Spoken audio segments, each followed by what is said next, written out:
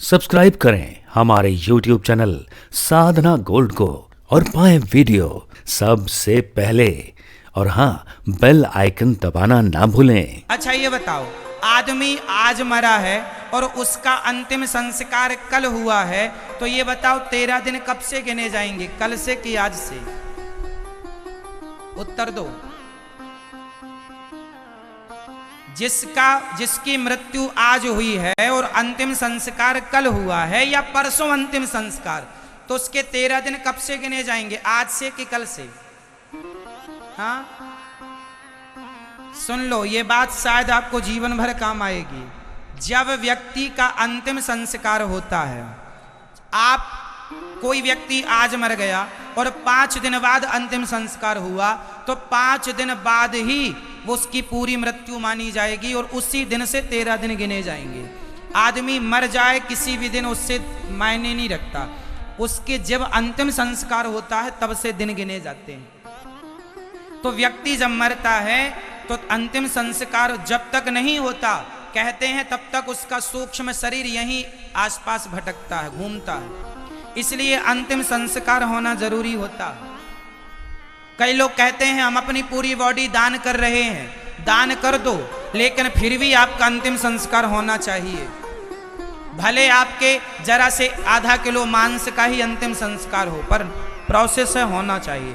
आप किडनी दान कर दो, आंखें दान कर दो, सब दान कर दो, पर फिर भी आपका अंतिम संस्कार नहीं होगा, तो वो किस आधार पर 13 दिन गिने जाएंगे? क्योंकि 13 दिन गिनने के आधार तो हो कुछ।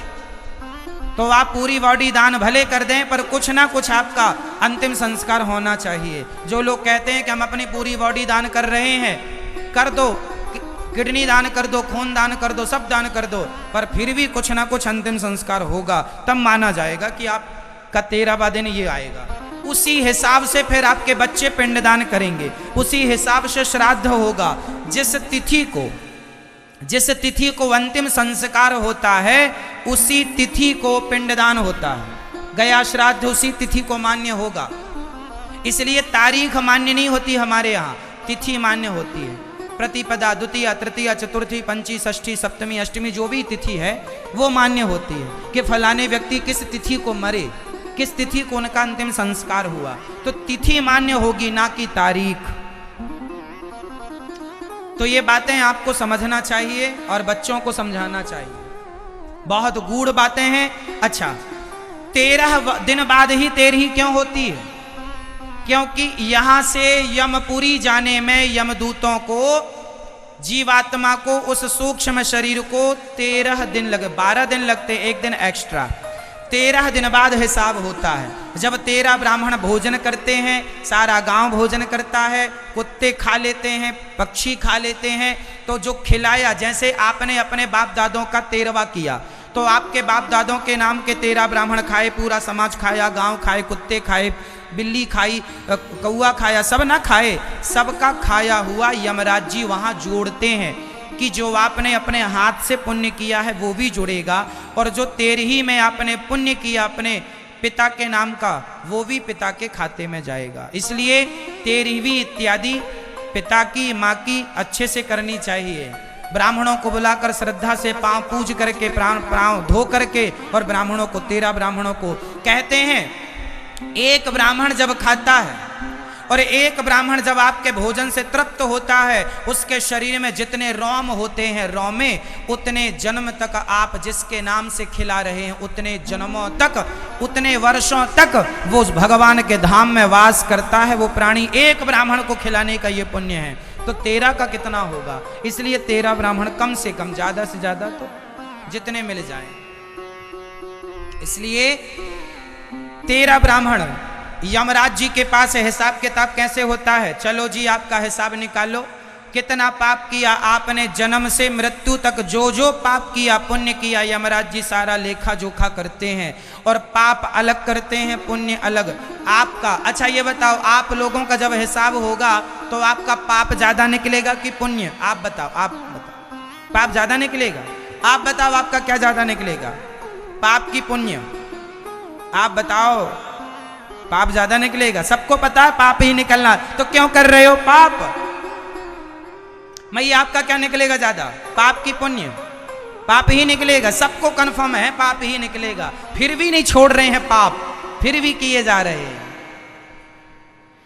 तो यमराज जी के यहाँ जब हिसाब होता है तो वहां पाप ही, कुछ लोगों के पाप ज्यादा निकलते हैं, कुछ लोगों का पुण्य ज्यादा निकलता है। कि माना कि किसी का 5 किलो पाप निकला और 100 ग्राम पुण्य निकला, तो 5 किलो पाप के कारण आपको भगवान 84 का चक्कर देते हैं, जाओ 84 लाख योनियां। ये जो कुत्ता बिल्ली इत्यादि, चमगादड़ इत्यादि, नाली का कीड़ा जो है, ये कौन लोग हैं? आप गलत काम करते हैं। जैसे इस जन्म में आपने किसी को बहुत सताया, तो अगले जन्म में आपको नाली का कीड़ा बनना पड़ेगा, चमगादड़ बनना पड़ेगा। आपके किए पापों को भोगना भी तो पड़ेगा। आप लोग जो पाप कर रहे हैं, भोगेगा कौन? कौन भोगेगा? आप ही भोगेंगे। तो कैसे भोगेंगे? नाली का कीड़ा बनाएंगे भगवान, चमगादड़ बनाएंगे, कुत्ता बनाएंगे, सुअर बनाएंगे, गधा बनाएंगे, सब योनियों में भेज भेज करके और भोगाते रहेंगे। जो लोग भगवान को भूल कर केवल बच्चों की जिम्मेदारी, बेटा मेरा बेटा मेरा बेटा मेरा बेटा, बोझा ढो रहे हैं, बोझा ढो रहे हैं, इनको गधा बनाते हैं ताकि तुम बोझा ढोते रहो।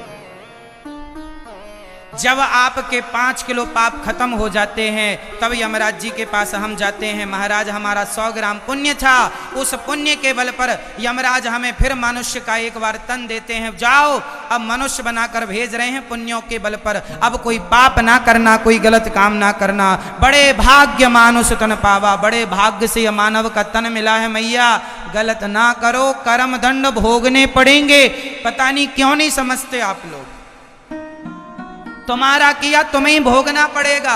यहां हम और आप कुछ दिनों के मेहमान हैं, आगे तो यहां से सबको वहीं जाना है। इसलिए ना किया करो पाप, बड़ा दंड मिलता। 28 प्रकार के नरक होते हैं। सुखदेव भगवान, राजा परीक्षित, सुखदेव भगवान कहते हैं, राजा रघुगण भरत जी के ज्ञान से मुक्त हो गया, भगवत धाम को दोनों गए। 28 प्रकार के नरकों का वर्णन सुखदेव भगवान ने किया। रौरव, महारौरव, तामिश्र, अंध तामिश्र, जो जैसा पाप करता है वैसे नरक में जाता है। अच्छा ये बताइए, आज कोई अंधा है, कोई लंगड़ा है, कोई बहरा है, कोई काना है, क्यों है? यही तो कर्म दंड है। नाली का कीड़ा तो बनना ही पड़ेगा, पर मनुष्य बनकर भी यदि तुम ज्यादा पापी हो तो वो सब भोगने के बाद भी कुछ पाप बचेंगे, जो मनुष्य का तन पाकर भोगना पड़ेगा।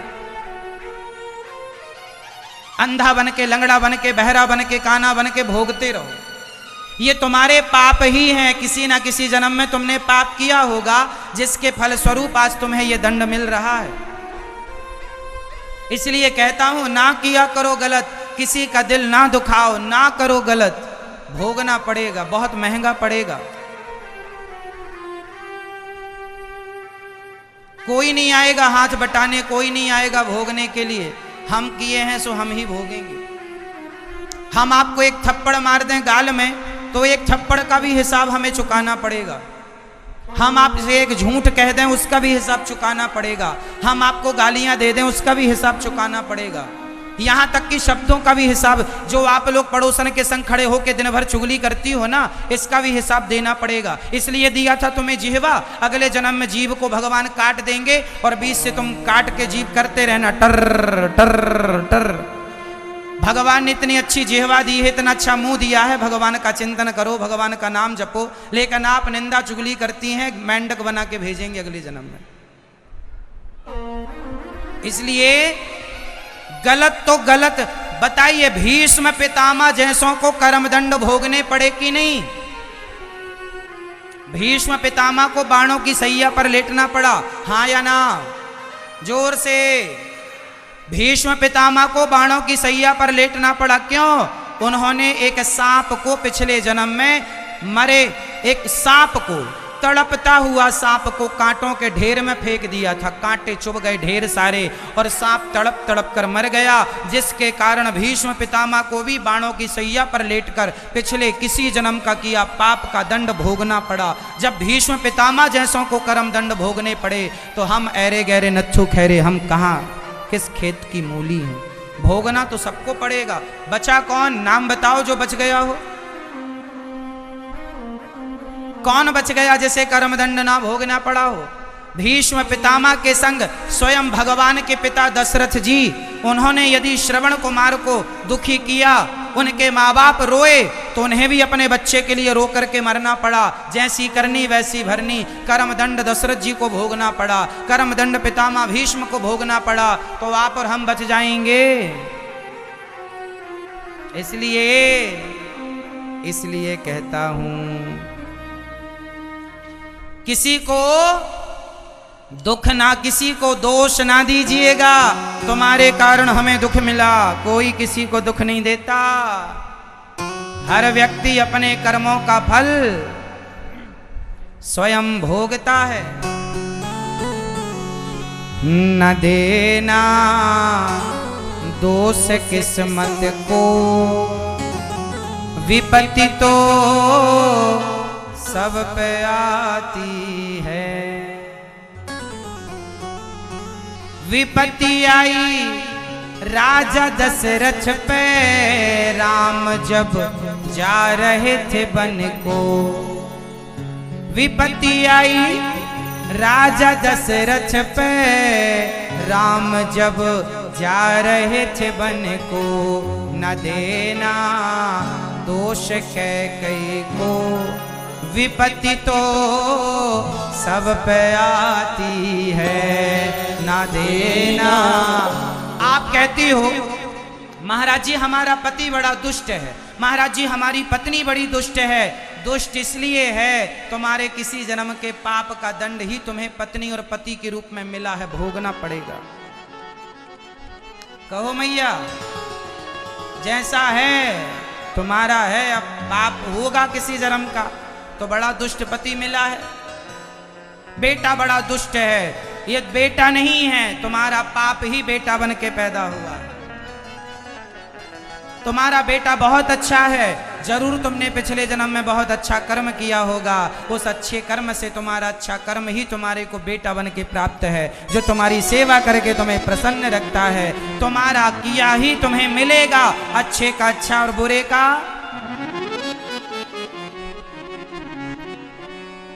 विपत्ति आई अंधा अंधी पे, लाल श्रवण सपाया था। बेटा श्रवण कुमार ही क्यों ना हो, पर किस्मत में दुख है तो भोगना पड़ेगा।